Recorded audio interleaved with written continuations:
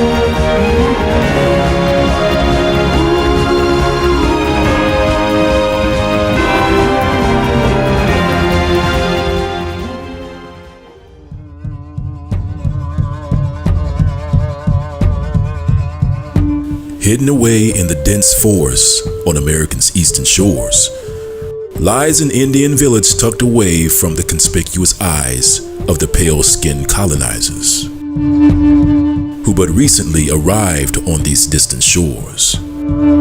A precursor to a much larger, more dangerous incursion, one that would later prove outright deadly for the peaceful native populations.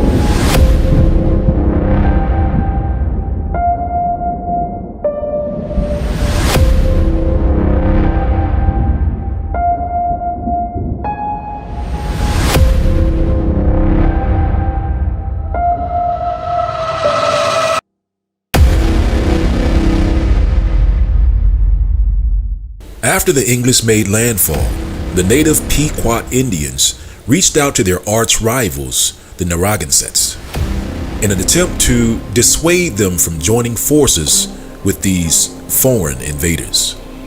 For they knew that eventually these invaders would take everything.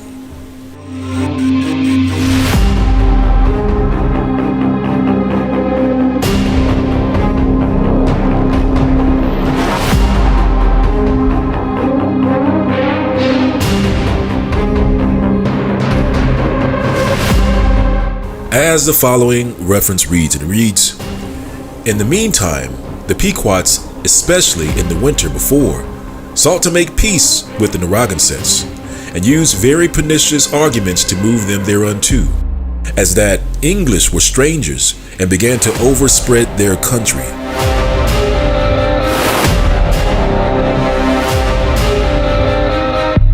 And would deprive them thereof in time, if they were suffered to grow and increase. And if the Narragansetts did assist the English to subdue them, they did but make way for their own overthrow. For if they were rooted out, the English would soon take occasion to subjugate them." And so, unfortunately, the Narragansetts did not take heed to the warnings of the Pequots, for they joined themselves with the English in making war against the brown-skinned Pequot native brothers to massacre them.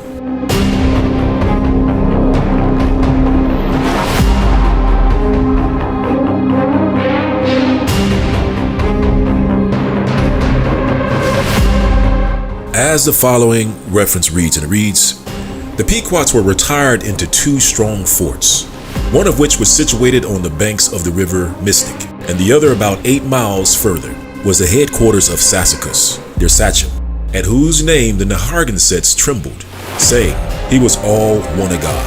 Nobody could kill him. The council of war determined to attack the first fort they should come at, which the Indians took care should not be that of Sassacus. They made their approaches to it in the night, and sent an Indian to observe the posture of the enemy, who found them all in a profound sleep. The army came up to the fort about the break of day. Captain Mason, with his company, posted himself on the east, and Underhill on the west. But the Narragansetts, like cowards, retired to such a distance as to be only spectators of the action. When the army came within a rod of the fort, a dog barked and awakened the sentinel, who immediately ran away and cried, "Wanooks, Wanooks," i.e. English, English.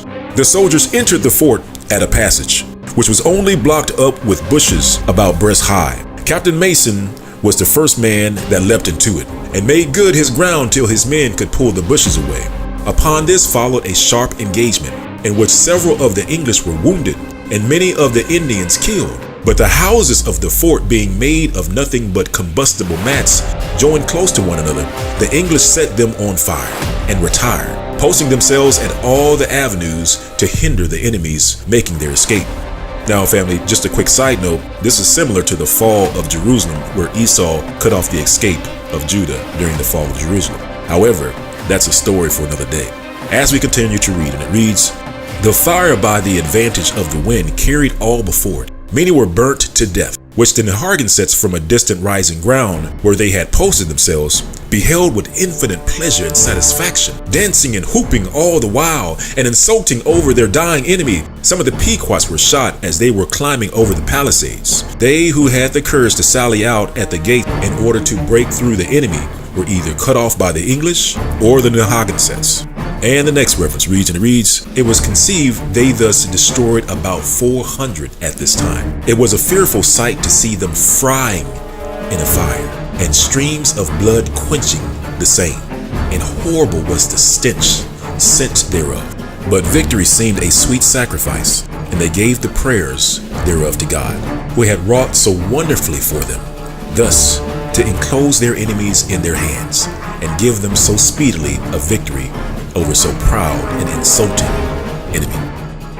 Now, eventually, after helping the English destroy the Pequots, inevitably the English would also subjugate the Narragansetts, thus making the English the new masters of North America. And upon massacring the native population, the English set aside a day of thanksgiving to give thanks to their God for delivering to them such a great victory. As the following reference reads, and it reads, "A day of thanksgiving kept in all the churches for our victory against the Pequots." And the next reference reads, and it reads, "There was a day of thanksgiving kept in all the churches for the victory obtained against the Pequots and for other mercies."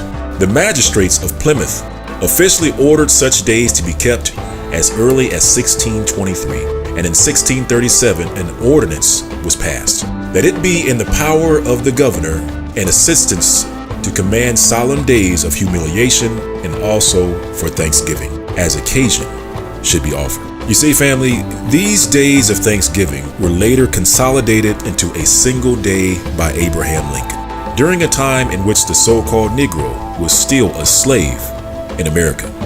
And with that, family, now you know the origin of Thanksgiving Day. Shalom.